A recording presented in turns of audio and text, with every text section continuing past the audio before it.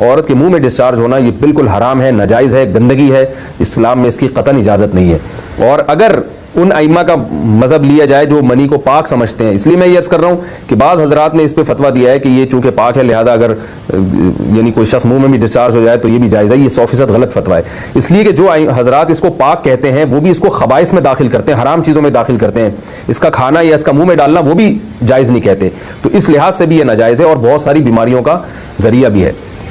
دوسرا مسئلہ یہ ہے کہ اگر کوئی ڈسچارج نہیں ہوتا اورل سیکس کے ذریعے تو اس کا شرعی حکم کیا ہے؟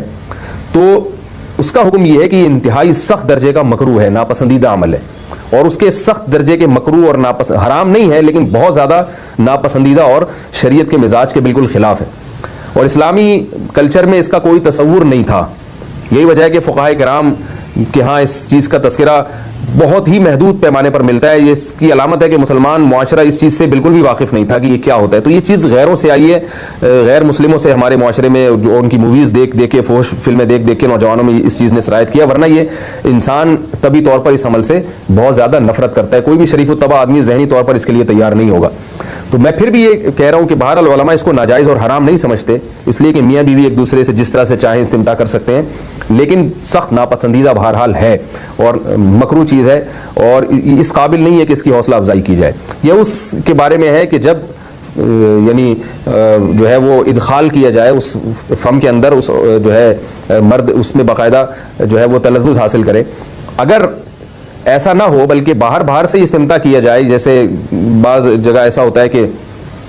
کیا نام ہے عورت کو اس چیز سے گھن آتی ہے کہ وہ اپنے منہ میں اس گندگی کو لے کر جائے, تو پھر بعض شوہر زوجہ کو مجبور کرتے ہیں کسنگ وغیرہ پر, تو یہ کم درجے کی کراہت ہے. یعنی یہ بھی ناپسندیدہ تو ہے مگر یہ اس درجے کا مکروہ, اس درجے کا ناپسندیدہ نہیں ہے. دوسری بات یہ کہ یہ جو میں نے پوری ڈیٹیل بیان کی ہے یہ اس صورت میں ہے اس کے مکروہ اور ناپسندیدہ ہونا کہ عورت اس کے لیے ذہنی طور پر آمادہ ہو. یہ بات خوب یاد رکھیں, اگر عورت کو اس عمل سے گھن آتی ہے تو پھر مرد بیوی کو اس کام پر مجبور ہرگز نہیں کر سکتا, کیونکہ یہ نکاح کے جو ایگریمنٹ ہے, مقتضیات ہیں, اس کے خلاف ہے. یعنی یہ اس میں داخل نہیں ہے. عورت اپنے آپ کو ہم بستری سے تو نہیں روک سکتی, مرد جب چاہے گا بیوی سے ہم بستری کر سکتا ہے, عورت کو اجازت نہیں ہے, لیکن خاص اس عمل سے عورت مرد کو روک سکتی ہے اگر وہ ذہنی طور پر اس کے لیے آمادہ نہیں ہے. یہ تو میں نے اورل سیکس سے متعلق کچھ فقہی احکام بیان کیے ہیں.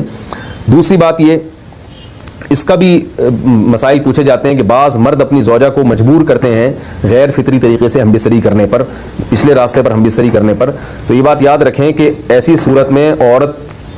پر اصل حکم یہی ہے کہ وہ ایسے مرد سے طلاق لے لے اور اس کو اپنے قریب نہ آنے دے, کیونکہ اس میں نقصان یہ ہوتا ہے کہ اگر عورت اس کام کی مرد کو اجازت دے دے تو کچھ وقت کے بعد اس کی اپنی نیچر تبدیل ہو جاتی ہے, اپنی فطرت بدل جاتی ہے اور اسے اسی اس غیر فطری کام میں لذت آنا شروع ہو جاتی ہے. تو اپنے آپ کو گندگی سے بچانا یہ بہت ضروری ہے. اور اگر وہ یہ سمجھتی ہے کہ طلاق کے بعد اس کے دوبارہ نکاح نہیں ہوگا, اس کی زندگی تباہ نہیں ہوگی, تو پھر سخت مجبوری میں اگر مرد اس کو دھمکیاں دیتا ہے مارنے کی یا طلاق کی, تو ایسی مجبوری میں پھر اللہ کی رحمت سے امید ہے کہ گناہ صرف مرد کے کندھوں پر ہوگا. ایک اور علمی نقطے کی بات ہمیں یہ پتہ چلتی ہے اس آیت میں کہ نساؤکم حرث لکم, اللہ تعالیٰ نے نکاح کا بنیادی مقصد حرث بتایا ہے, یعنی نسل بڑھانا. تو یہ جو فیملی پلاننگ والے آج جس دعوت